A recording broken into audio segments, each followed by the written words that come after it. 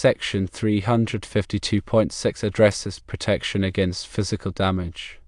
It states equipment shall be protected against physical damage.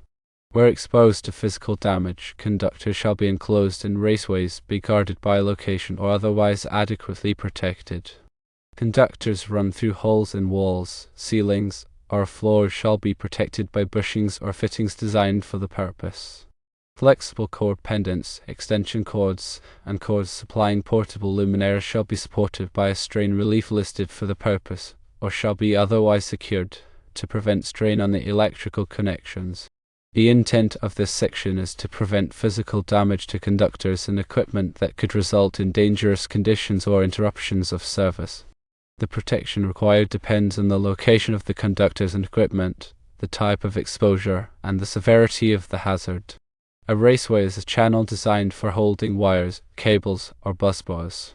Raceways can be made of metal, non-metallic, or a combination of materials. They can be installed above or below ground, indoors or outdoors. Conductors can be guarded by location by being placed in an area that is not accessible to people or objects that could damage them.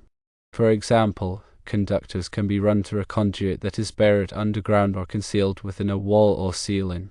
Conductors can also be protected by other means that are approved by the authority having jurisdiction, which is sometimes referred to as the AHJ.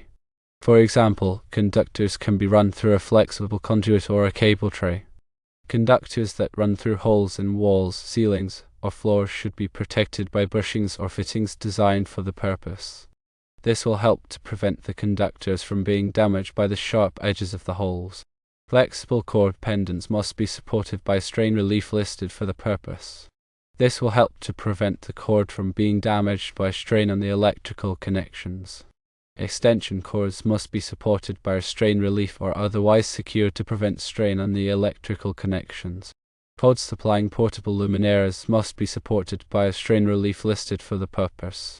This will help to prevent the cord from being damaged by strain on the electrical connections.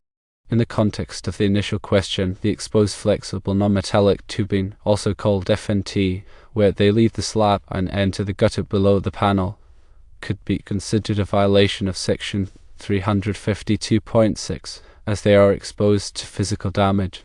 A removable doghouse or cover box would be an acceptable means of protection for these exposed tubes, as it would provide protection from physical damage. In simpler terms, think about the different ways electrical wires and cables are kept safe. Firstly, consider raceways. These are like protective tunnels for wires, whether they are made of metal or plastic. They can be underground or inside buildings.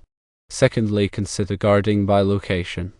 This means putting wires where they can't be easily damaged, like burying them or hiding them inside walls.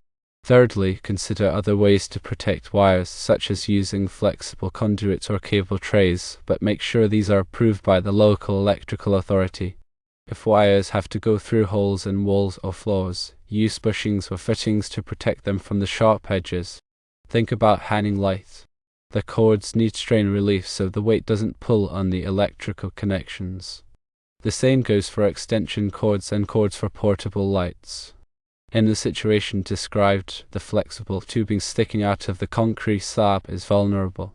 A simple box or cover, like a doghouse, would protect them from getting damaged.